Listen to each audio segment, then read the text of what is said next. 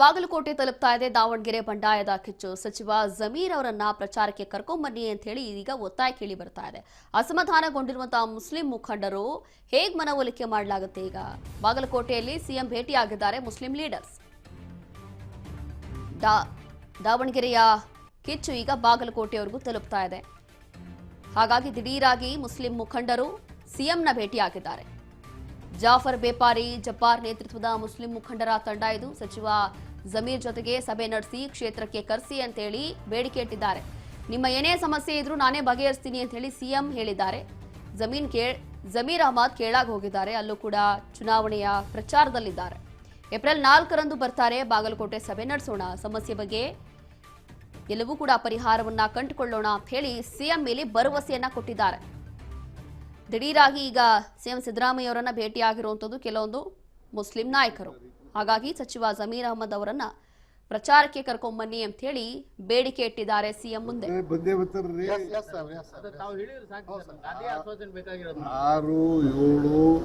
2 ದಿನ ಇರ್ತಾರೆ.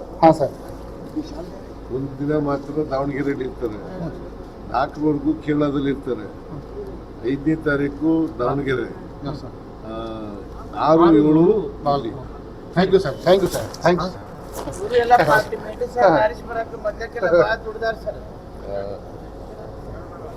ದಯವಿಟ್ಟು ಎಲ್ಲ ಮಾಡಿ ಸರ್. ನಾವೆಲ್ಲ ತಮ್ಮ ಹಿಂದಿನಿಂದ ಬಂದವ್ರು ನಿಮ್ ಹಿಂದೆ ಇದ್ದೀವಿ.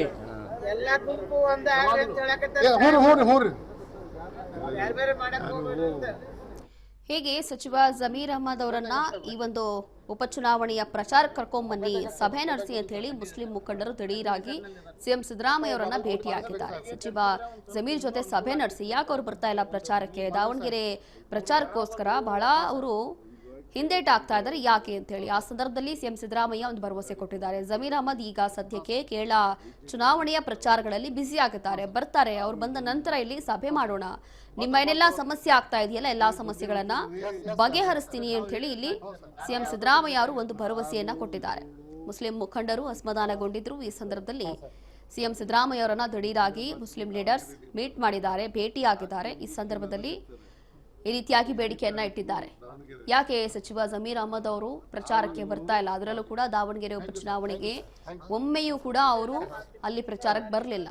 ಆದ್ರೆ ಮತ್ತೊಂದು ಕಡೆ ಸಿಎಂ ಸಿದ್ದರಾಮಯ್ಯ ಅವರು ಹೇಳಿರುವಂಥದ್ದು, ಈಗ ಪಂಚರಾಜ್ಯಗಳ ಚುನಾವಣೆ ಏನು ಅನೌನ್ಸ್ ಆಗಿದೆಯಲ್ಲ, ಅದರಲ್ಲಿ ಕೇರಳ ಚುನಾವಣೆ ಕೂಡ ಹತ್ರ ಬರ್ತಾ ಇದೆ. ಹಾಗಾಗಿ ಕೇರಳದಲ್ಲಿ ಅವರು ಪ್ರಚಾರದಲ್ಲಿ ಬ್ಯುಸಿ ಆಗಿದ್ದಾರೆ ಅಂತ ಹೇಳಿ ಇದೀಗ ಸಿಎಂ ಸಿದ್ದರಾಮಯ್ಯ ಭರವಸೆ ಕೊಟ್ಟಿದ್ದಾರೆ.